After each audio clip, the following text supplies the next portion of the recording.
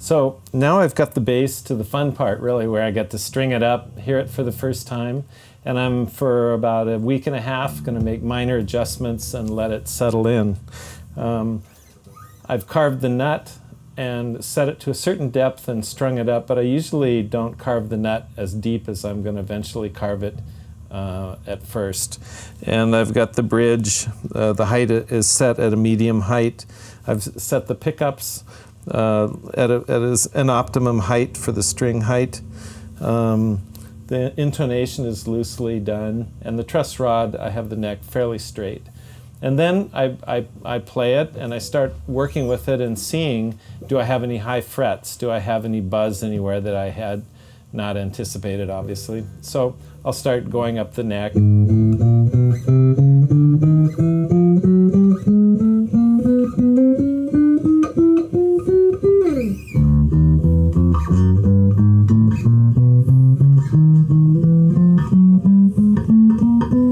And I'll go through all the frets that way, all the strings, just to see if I've got any buzz.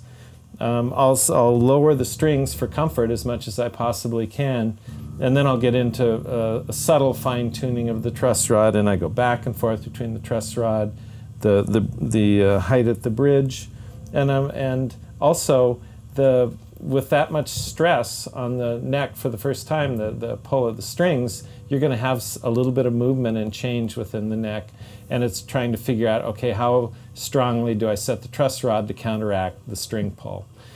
Fortunately, I build these basses in the Los Angeles area of California, so the temperature is pretty stable year-round. The humidity is pretty stable. It's a good environment. I don't have to worry about, gosh, it's been raining for 2 weeks, you know, and it's going to be shipped to a dry climate. I just don't have to worry about things like that. I've got my electronic cover control on now, and just about the only thing left on this bass is I'll put on a truss rod cover after it's set up. So I went through on this particular video, I went through about 15 or 20 basic high points of what I do, but out of 360 steps, you can imagine there's a lot that got left out, and there is. Some of them, they aren't very visual to show, but every one of them matters. And so I would invite anyone that has questions. I like to communicate with people. I like to share what I know. There aren't really any secrets. If there's one secret, it's that it's one unbelievable amount of work to build a bass. You just have to stay with it, and you have to care about every single phase. And if you do that, when it's finished, it's pretty rewarding how good they can come out. But I have no real secrets. Only to just never stop at any given point until it's as perfect as you can imagine making it. That's my secret.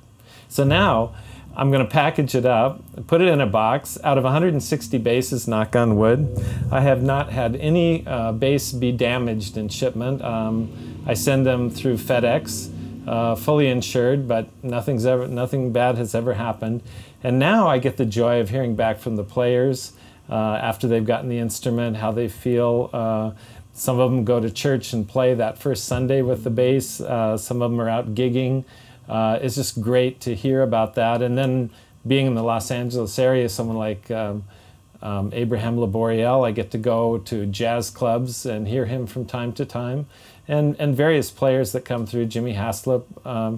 There are different ones that I've heard play live. And I mean, you can imagine, I think, watching Abraham Laboriel play one of my basses, it's like you just designed the baseball bat that Babe Ruth hit a home run with. It's just unbelievable to listen, and really I learn a lot too, to see what is the bass capable of, and is there anything that I don't feel is quite successful with the bass.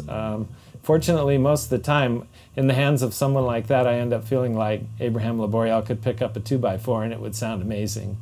So I never leave one of his concerts thinking, gosh, I didn't make the bass quite right. It really is very validating and rewarding, and that's the completion of the magic to me, is to hear it go on and be really a part of someone else's creative process.